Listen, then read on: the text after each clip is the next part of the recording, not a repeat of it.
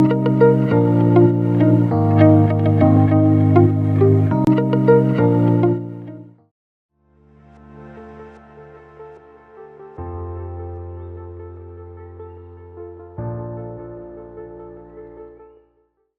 evening, all the aspirants present here. The topic for today is rheumatology, and the faculty that we have here is Dr. Abhash Jain, sir. He is a consultant physician at chest specialist.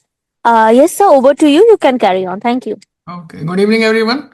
So, in last session, we covered few topics of rheumatology. So, today we will be continuing with the remaining part. Yeah. So, let's begin with polymyositis and dermatomyositis. So, polymyositis is an inflammatory disorder causing the symmetrical proximal muscle weakness, thought to be a T cell mediated cytotoxic process directed against the muscle fibers. It can be idiopathic or associated with any connective tissue disorders associated with malignancy, especially dermatomyositis. So, question in MCQ may come like that these features are there for dermatomyositis. So, one of the answer will be you have to look out for malignancy in these cases. Typically affect middle-aged female to male ratio is again more common in females, 3 times more common. Features are proximal muscle weakness plus minus tenderness. That means weakness will be present, pain can be present or not. Shoulder, hip, unable to stand from chair without the hands, without the support of hands. So Raynaud's phenomenon can be present, respiratory muscle weakness can be there, and interstitial lung disease can be associated, such as fibrosing alveolitis or organizing pneumonia. So patient may also complain of dysphagia and dysphonia. So what are the investigation? There will be elevated creatinine kinase. So that is the most important investigation here. Other muscle enzymes such as LDH, lactate dehydrogenase, AST, ALT are also elevated in 85 to 95% of the patient. And there will be an abnormal electromyography. However, the muscle biopsy is the gold standard investigation for dermatomyositis, polymyositis. So the antibodies here which are present are anti-Jo1 antibodies. These are seen in pattern of disease associated with lung involvement, Raynaud's and fever. So dermatomyositis. Dermatomyositis differs from polymyositis that there will be skin features associated. So there will be photosensitive rash, macular rash over back and the shoulder. There will be heliotrope rash in the periorbital region. There will be Gauthron's papules, roughened red papules over extensor surface of the finger. And there will be nail fold capillary dilatation. So antibody here is anti-MI2 and associated with that polymyositis, it was anti-Jo1 and here it is anti-MI1. This you have to remember. So antibodies which are anti-MI2 are highly specific for dermatomyositis but are only seen in around 25% of the patient. Maybe idiopathic or associated with connective tissue disorder or underlying malignancy. Typically, association is with ovarian cancer, breast cancer, lung cancer found in 20 to 25% or more of the patient if older. Screening for an underlying malignancy is usually performed following a diagnosis of dermatomyositis. So management is with steroids, prednisone. So these are the Gauthron papules. These are the rough papules on the extensor surfaces of the phalanges. You can see in the picture. These are pathognomic if there is history of weakness and elevated creatinine kinase for dermatomyositis. So these are the Gauthron papules. So next is mixed connective tissue disease. Mixed connective tissue disease or Sharp syndrome is a rare heterogeneous multi-system autoimmune disorder. It is distinct clinical entity but features of systemic lupus erythematosus, systemic sclerosis and myositis may all be present. So all three clinical features will be present.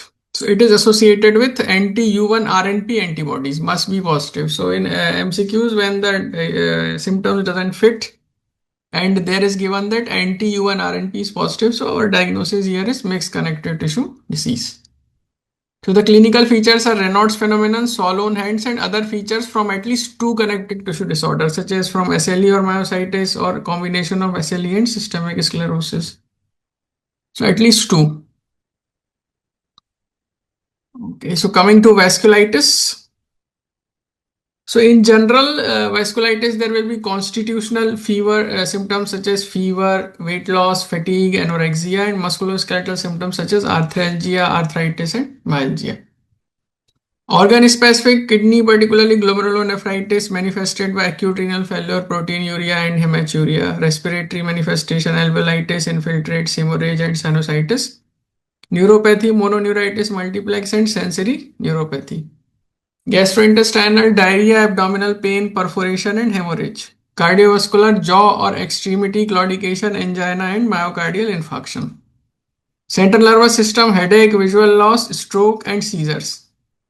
Skin, there can be associated livedo reticularis, urticaria, vasculitic lesion including purpura and erythema multiforme. So how will you classify? So classification of vasculitis, it could be large vessel vasculitis. Examples are Takayasu and giant cell arteritis. Medium vessel vasculitis, polyarteritis nodosa and Kawasaki's disease. Small vessel vasculitis, these are ANCA associated. Microscopic polyangiitis, granulomatosis with polyangiitis. Previously, it was known as Wegener's granulomatosis. And other one is eosinophilic granulomatosis with polyangiitis, previously Schruck-Strauss. Other immune complex vasculitis are anti-glomerular basement membrane disease. Previously, it was known as good posture disease. Other one is cryoglobulonemic vasculitis, IgA vasculitis, that is inoxal and purpura, hypocomplementanemic arterial vasculitis. And variable vessel vasculitis is Behçet's disease. So we will discuss about them in detail, the types of vasculitis. So the common one first, giant cell arteritis. Giant cell arteritis or temporal arteritis is a large vessel vasculitis which overlaps with polymyalgia rheumatica. That means the association is there between giant cell arteritis and polymyalgia rheumatica. Histology, you will see the escape lesions and the giant cells. Most common in elderly people. Patient more than 60 years old, and usually it is rapid onset, less than 1 month. The most common complaint is headache in 85% of the patient. And they may also complain of scalp pain. If they don't complain of headache, then they can complain of scalp pain, difficulty in combing hair. Then there can be a tender, palpable temporal artery. There can be jaw claudication, visual disturbances secondary to anterior ischemic optic neuropathy can be there. Around 50% of the patient may have features of polymyalgia rheumatica, such as aching, morning stiffness in the proximal limbs, but there will be no weakness in polymyalgia rheumatica. So there will be stiffness and pain, but no weakness.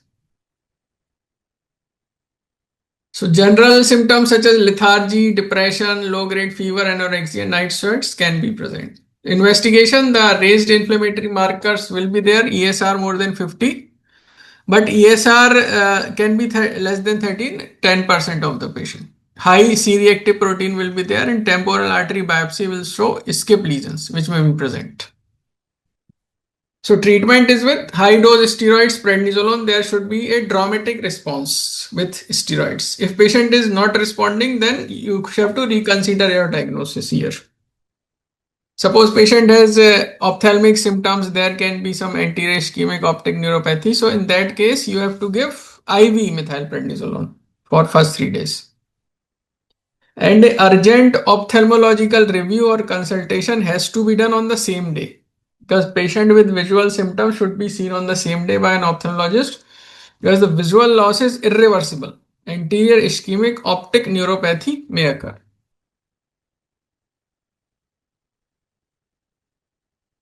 So after giant cell arteritis, polymyalgia rheumatica. Okay. So this is the association with giant cell arteritis, that 50% of the patient with giant cell arteritis will have polymyalgia rheumatica, while 15% of the patient of polymyalgia rheumatica patients may develop giant cell arteritis.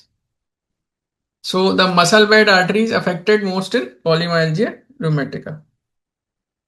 So the features, the typically patient is elderly, more than 60 years old. Usually rapid onset will be there, less than 1 month.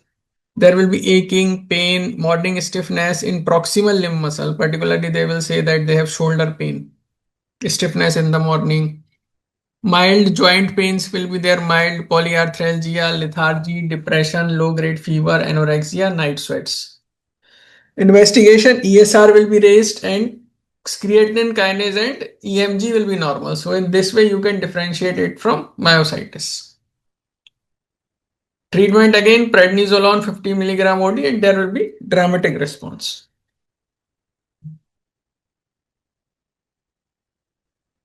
So another type of vasculitis, large vessel vasculitis, which is known as Takayasu arthritis, also known as pulseless disease. It is rare, presents with systemic illness such as malaise, weight loss, and fever. The main vasculitic involvement is of the aorta and its main branches. Arm claudication, absent pulses, and bruise can be present. So, feeble pulse will be there. 30% of the patient may have visual disturbances and diagnosis by angiography. And treatment is with corticosteroids and immunosuppression.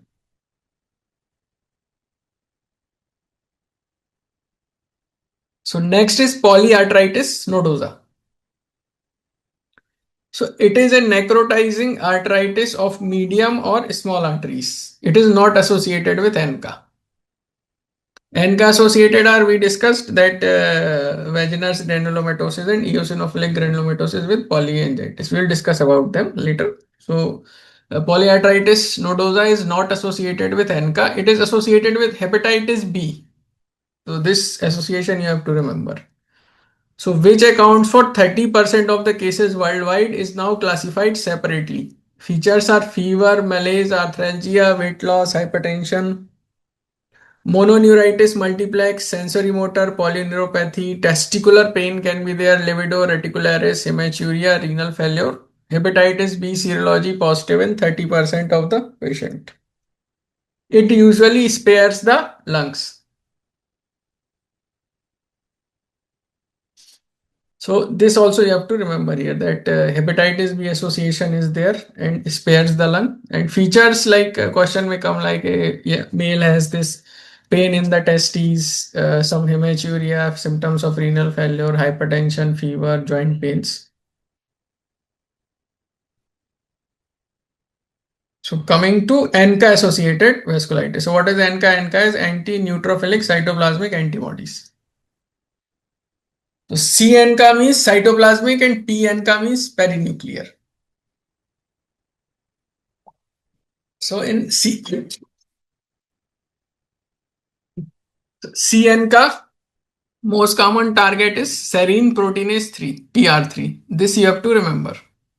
Some correlation between CNCA levels and disease activity. So granulomatosis with polyangiitis, vaginal granulomatosis positive in more than 90%. So CNCA is associated with vaginal or granulomatosis with polyangiitis. It is also associated with microscopic polyangiitis positive in 40%. Next is PNCA. Most common target is myeloperoxidase associated with immune crescentic glomerulonephritis positive in 80% of the patient. Also microscopic polyangiitis, it can be present in 50 to 70%. So here that PR3 and MPO you have to remember. CNCA with PR3, PNCA with MPO. So Shrug-Strauss syndrome, it is positive in 60%. So Shrug-Strauss means eosinophilic granulomatosis with polyangiitis. PNCA can also be positive in primary sclerosing cholangitis. Granulomatosis with polyangiitis positive in 25% of the cases. Positive NCA usually PNCA is IBD, ulcerative colitis, Crohn's disease. More common with ulcerative colitis than Crohn's and autoimmune hepatitis.